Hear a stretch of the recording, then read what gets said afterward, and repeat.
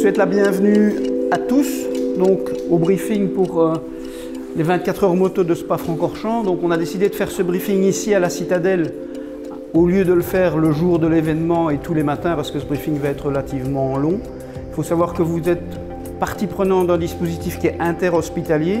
Donc il y a la Citadelle, il y a Verviers, il y a Malmedy, il y a André Renard et il y a le Bois de l'Abbaye, sans aucun ordre de préférence. Mais donc ça veut dire qu'on va devoir apprendre à travailler un peu ensemble. Certains sont déjà venus sur le circuit, d'autres ne sont pas encore venus sur le circuit. Donc ici le but c'est de vous expliquer la philosophie du fonctionnement.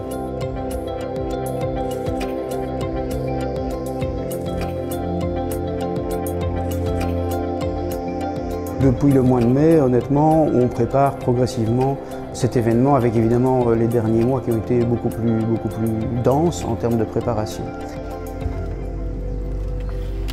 Toutes les voitures sont équipées.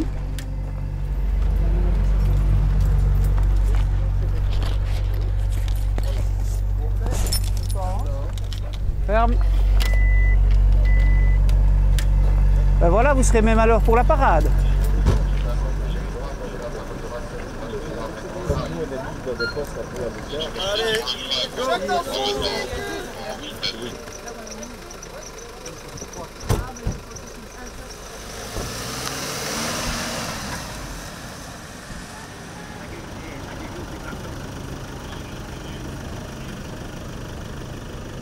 vous allez vers maintenant.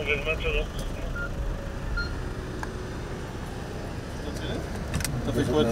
Ah, tu as pris ce moment.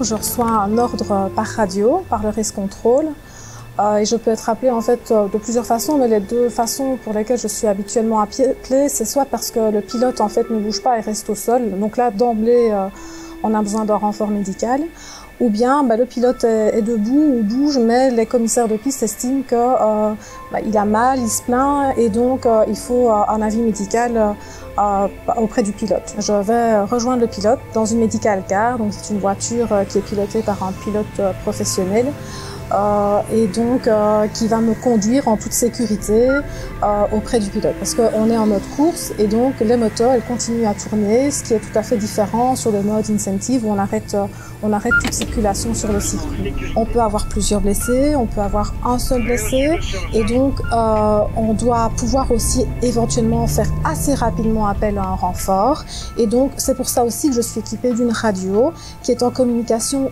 tout le temps et en permanence avec le medical FIM, donc un médecin responsable qui se trouve au race control et à qui je dois toujours donner un rapport sur la situation que je suis en train de vivre à l'instant.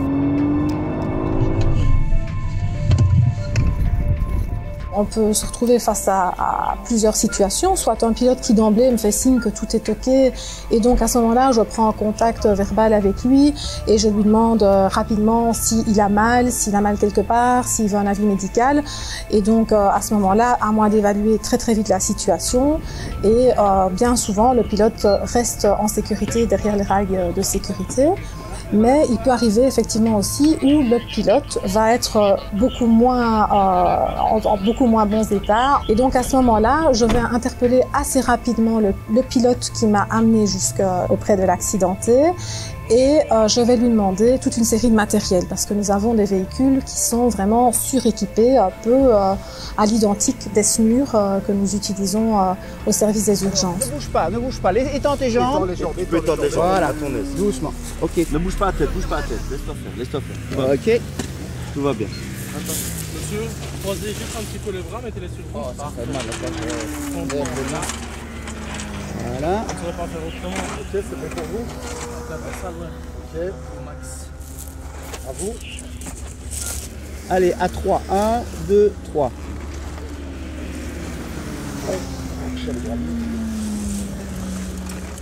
Parfait. Là? Ouais.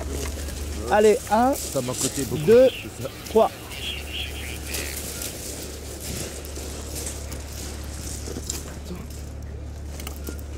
Ouais. C'est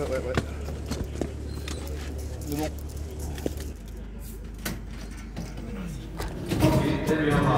Voici sur cette machine numéro 8, on retrouve donc notre compatriote. Voilà, Stéphane Mertens qui Oui, bleu comme ça, c'est pas normal. Alors bleu comme ça, là et là, c'est pas normal, j'ai une douleur ici. Voilà. Ouais, ok. Voilà.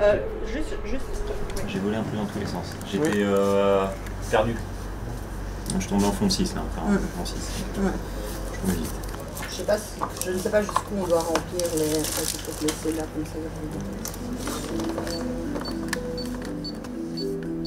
118, 96. Quand le pilote arrive au niveau du Medical Piste, du centre Medical Piste, on applique exactement les procédures que l'on applique ici dans notre Trauma Center de la Citadelle. On fait un transfert de patient avec le transfert d'informations et la gestion du patient. On établit son bilan médical et donc ses besoins de prise en charge. Il y a dans certains cas nécessité de le transférer. On avait 3 types de capacités de transfert. Soit c'était un VSL Croix-Rouge qui permettait d'amener le patient à la clinique de Malmedy de façon à ce qu'il ait des radios extrêmement rapidement, protocolées par un radiologue et puis qu'il puisse revenir et qu'on puisse le déclarer apte ou inapte à reprendre la course parce que c'est ce qui importe évidemment aux pilotes et au team. Le deuxième niveau de transfert, c'était une ambulance de transfert non médicalisée dont la destination était de préférence le CHR de Verviers. Et puis on avait un troisième niveau de réponse. On avait donc dédoublé notre service d'ambulance de transfert médicalisé urgent. On avait eu, grâce à la province et à l'EPAMU, une ambulance en prêt qui a continué la fonction transfert ici à la Citadelle. Et on avait amené notre camion au niveau du circuit. On avait donc une capacité de transfert médicalisée avec toutes les technologies que ça implique, notamment la présence de sang, de fibrinogène et d'une haute technicité.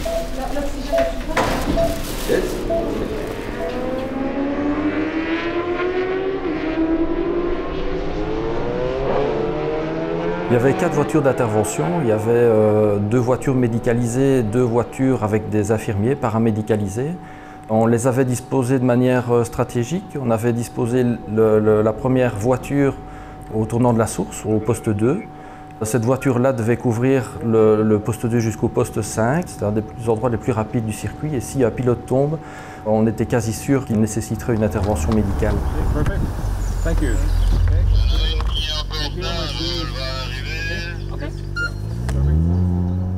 La première étape, c'est évidemment le repérage de la chute qui se fait à la fois via les caméras et via les marshals, les commissaires de piste qui sont en bord de piste. La deuxième étape, c'est d'emblée d'informer les véhicules, ou en tout cas le véhicule qui couvre la zone où se produit la chute, et puis d'essayer de voir l'état du pilote. Avec les caméras, quand on voit que le pilote se relève et relève sa moto, il n'est pas difficile de comprendre qu'il n'y aura pas d'intervention médicale. Très belle initiative, merci. 314 reçu. Et si jamais la camionnette arrive, elle va passer à côté. Par contre, lorsque le pilote boite, lorsqu'il se tient la main ou lorsqu'il ne se relève pas et qu'il ne bouge plus, évidemment, on met en stand-by les véhicules en fonction d'une part de leur niveau de compétence. Donc on avait des véhicules avec des infirmiers, des véhicules avec des médecins. Et donc on a eu une intervention vendredi où le véhicule paramédical a été mis en alerte, est parti en premier et où d'emblée le Race Control a fait partir le véhicule médical en renfort vu l'état du pilote et la confirmation de l'infirmier arrivé sur place. Oui, on peut dire que toutes les interventions ont vraiment été un succès, d'une part par leur rapidité et par l'efficacité des intervenants. C'était vraiment un succès. Je pense qu'on en a eu 5 ou 6, dont une vraiment critique qui a été vraiment très bien gérée.